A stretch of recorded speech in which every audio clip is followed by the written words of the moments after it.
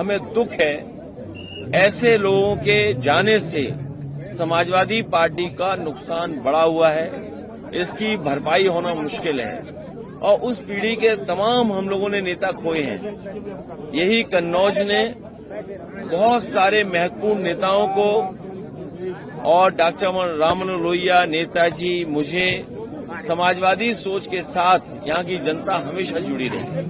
आज दुख में शामिल होने में आया हूँ।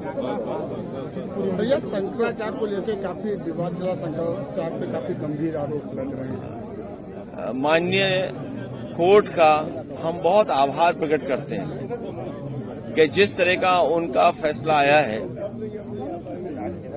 पूज्य शंकराचार्य के साथ जो व्यवहार हो रहा था, और कोर्ट के बाद ये बात साफ हो गई है कि भारतीय जनता पार्टी के लोगों के अंदर कोई भी गिरावट आ सकती है। भारतीय जनता पार्टी किसी भी सीमा तक साजिश कर सकती है। भारतीय जनता पार्टी से ज्यादा निंदनीय काम और इतने गिरे हुए काम कोई नहीं कर सकता जो देखने को हमें और आपको मिला है। मैं दो उदाहरण आपके सामने देना चाहता हूं। आपको याद होगा तालिग्राम में जब हिंदू मुसलमान में झगड़ा कराने का काम भारतीय जनता पार्टी के लोगों ने किया और मांस मीट जानवर का मीट जब वो समुदाय के लोग नहीं डालना चाहते थे, उन्हें पैसे की लालच देकर के अपने स्वार्थ में इन्होंने हिंदू धर्म के मंदिर में मीट डलवाया था। उसमें भारतीय जनता पार्टी के कई कार्यकर्ता नेता जेल 1 साल से ज्यादा रहे हैं। अभी लखनऊ में भी, लखनऊ यूनिवर्सिटी में वाइस चांसलर का काम है कि पढ़ाई लिखाई और नई पीढ़ी का भविष्य कैसे बने। लेकिन दुख की बात है कि वाइस चांसलर और प्रशासन ये जानते हुए कि उन्हीं की विचारधारा के लोग हिंदू मुसलमान के बीच में खाई पैदा कर रहे हैं, उसके बावजूद भी जो ठोस कदम उठाने चाहिए थे वो सरकार और प्रशासन और यूनिवर्सिटी नहीं उठा रहा है। सोचिए, संस्था ही अगर हिंदू मुसलमान कराए, अगर संस्था के लोग ही शामिल हों, तो आपको न्याय कहां मिलेगा।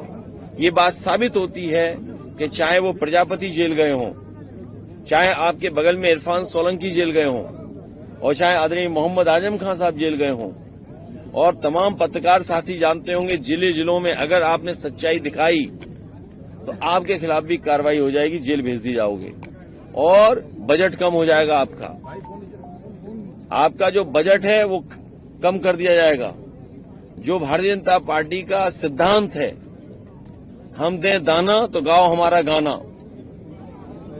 हम दें दाना तो हमारा गाओ गाना, इस सिद्धांत से अब हम प्रेस के लोगों को भी देख रहे हैं कि प्रेस के लोग भी स्वाभिमान के लिए और देश की रक्षा के लिए, खासकर लोकतंत्र को बचाने के लिए और इस देश की हिंदुस्तानियत को बचाने के लिए, भाईचारे को बचाने के लिए अब भाजपाइयों का भी नहीं मान रहे हैं। भैया, केजरीवाल इस तरह से आप केजरीवाल जी का नाम लेना भूल गया।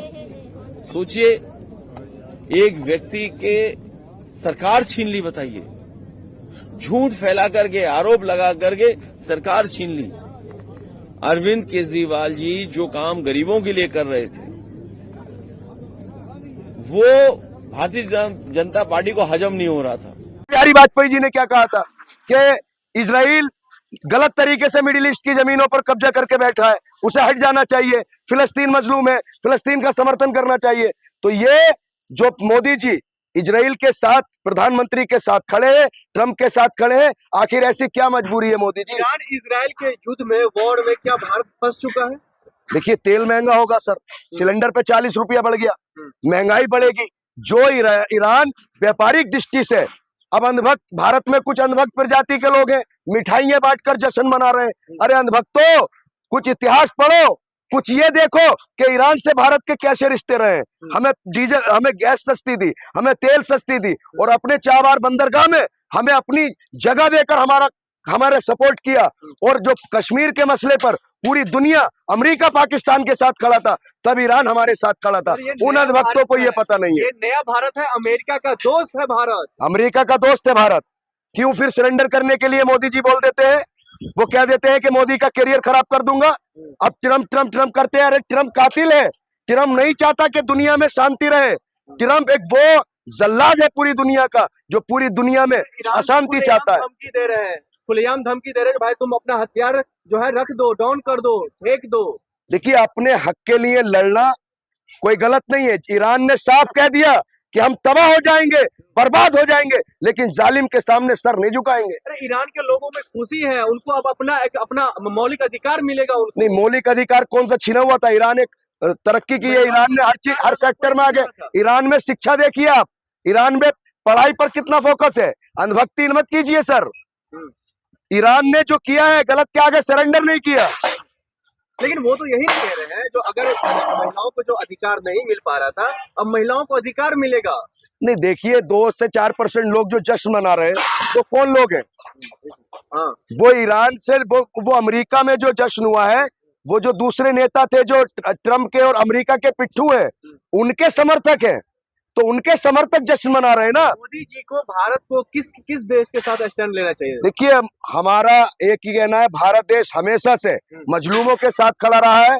ईरान ने जो मजलूमों की लड़ाई को लड़ा है, देखिए दुनिया जानती है, इजराइल ने जिस तरीके से नरसंहार किया है और उसका साथ अमेरिका दे रहा है। तो हमारे देश भारत को, जब ईरान हमारे साथ कश्मीर मुद्दे पर मजबूती से खड़ा है, तो हमारे देश के साथ, ईरान के साथ हमारे प्रधानमंत्री को खड़ा होना चाहिए। नहीं खड़े उन देश के साथ, तो फिर इसके पीछे का वजह क्या है? वजह यही है सर, जो एप्स्टीन फाइल का जिक्र हुआ है, जो बार बार झुक जाते हैं, बार बार सरेंडर हो जाते हैं, जो 56 इंच का सीना फुस हो जाता है। तो हम पूछना चाहते हैं, मोदी जी पूरा देश आपके साथ खड़ा है, ये बताइए ऐसी क्या मजबूरी है जो आप जालिम के साथ खड़े हैं? कई देशों में भी ये हमला देखने को मिला है, कुवैत में, सऊदी अरबिया में, उसका यूएई में, कई जगहों पर हमला हुआ है। क्या वर्ल्ड वॉर 3 का ये जो है संकेत है? देखिए, अमेरिका का सिर्फ यही प्लानिंग है कि दुनिया में वर्ल्ड वॉर छिड़ जाए, जंग चलती रहे, मैं अपने हथियार बेचता रहूं। तो ये जिस तरीके से सारे उनके सैन्य ठिकानों पर ईरान ने जो हमला किया है, वो एक तरीके से अमेरिका के जो एक टेरर बनाना चाहती है, जो लोगों को डराना चाहती है, उसको खत्म करने का काम किया है।